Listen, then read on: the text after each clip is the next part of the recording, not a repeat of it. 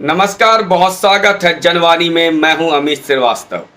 आज सम्राट चौधरी जी ने नीतीश कुमार पर ऐसा हमला किया है और वो सच सामने ला दिया कि आखिर जातीय जनगणना हुआ तो क्यों हुआ, उसके पीछे नीतीश कुमार की क्या क्या साजिश थी, क्या रणनीति थी, क्या कोई षड्यंत्र रचा जा रहा था। इस पर आज सम्राट चौधरी जी ने बहुत बड़ी बात कह दी है। आइए पहले सुनते हैं सम्राट चौधरी आखिर बोल क्या रहे हैं। पर हमला देखिए, ये लोग बैकवर्ड फॉरवर्ड करना चाहते थे। लालू यादव को मैंने कहा कि लालू यादव कैंसर है राजनीति के, उनको उखाड़ कर फेंकने का काम भाजपा करेगी। अब नीतीश जी को लग रहा है कि बैकवर्ड फॉरवर्ड नहीं हो पाएगा। अरे बिहार की जनता तय कर चुकी है, नीतीश बाबू नरेंद्र मोदी जी के नेतृत्व में बिहार में भाजपा की सरकार बनेगी। आप कहीं दिखने वाले पिता को यही नहीं, सम्राट चौधरी आगे बोलते हुए ये बोलते हैं कि लवकुश समाज ने, यानी कोयरी और कुशवाहा समाज ने, कोयरी कुर्मी समाज ने मिलकर नीतीश कुमार को सत्ता दिया। लेकिन अब जब नीतीश कुमार को अपना चुनना था, अपना उत्तराधिकारी, तो नीतीश कुमार तेजस्वी यादव को चुन रहे हैं, जिसमें ना लव है ना कुश है। और वो लवकुश जो यादवों से लड़ रहा था, जो लालू यादव से लड़ रहा था, उस लालू यादव के बेटे, उन्हीं लालू यादव के बेटे तेजस्वी यादव को अपना उत्तराधिकारी घोषित कर रहे हैं।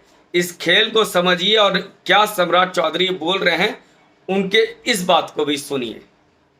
और लवकुश समाज ने नीतीश कुमार जी को प्रतिष्ठा देकर मुख्यमंत्री बनाया, लवकुश समाज ने गद्दी तक पहुंचाया, और ये किसी के नहीं हुए।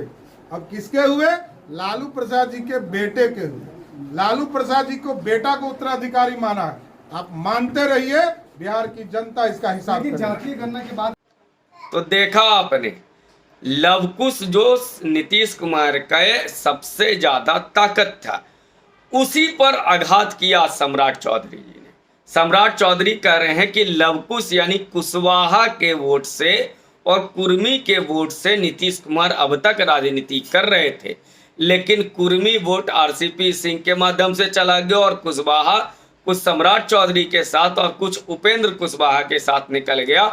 तो नीतीश कुमार फिर बचे क्या? सिर्फ नवादा में रह गए, सिर्फ नालंदा में रह गए, बिहार शरीफ के इलाकों में रह गए, लेकिन वहां पर उपेंद्र कुशवाहा का पकड़ है, वहां आरसीपी सिंह का पकड़ है, और कुशवाहा वोटों का नेतृत्व भाजपा के पास है, क्योंकि सम्राट चौधरी जो खुद कुशवाहा समाज से आते हैं, उन साथ कुशवाहा समाज देगा तो नीतीश कुमार कहीं रहेंगे नहीं। और नीतीश कुमार जब से तेजस्वी यादव को अपना उत्तराधिकारी बनाने का और परोक्ष रूप से उन्होंने घोषणा कर रखी है, तो उसका प्रभाव उनके ही स्वजाति वोटर पे पड़ रहा है। यानी सम्राट चौधरी ने उस जगह पे चोट की है जिससे कुशवाहा समाज पूरी तरह से नीतीश कुमार से अलग हो जाएगा, क्योंकि कुशवाहा समाज ये समझ रहा है, देख रहा है कि नीतीश कुमार तो यादव को अपना उत्तराधिकारी बना दिए, कहीं वहां ना लव है ना कुश है, और ये दोनों ही शक्तियां नीतीश कुमार को 18 वर्षों तक मुख्यमंत्री बना के रखी हुई थी। यहां कहते कहते सम्राट चौधरी ने एक बहुत बड़ी बात कह दी। सम्राट चौधरी कह रहे हैं कि यहाँ अगड़ी पिछड़ी किया जा रहा था, मतलब लालू यादव के पे जो आरोप लगे थे कि उन्होंने कहा था कि भूरा बाल साफ करो, तो वो अगड़ी पिछड़ी की लड़ाई करवा करके नीतीश कुमार फिर से सत्ता में आना चाहते थे, जो लालू यादव का एक रणनीति का तरीका था। और हम लोगों ने तो 90 के दशक में देखा है कि इतना ज़्यादा जातीय संघर्ष बिहार में हुआ, उसका केवल और केवल फायदा लालू यादव को मिला।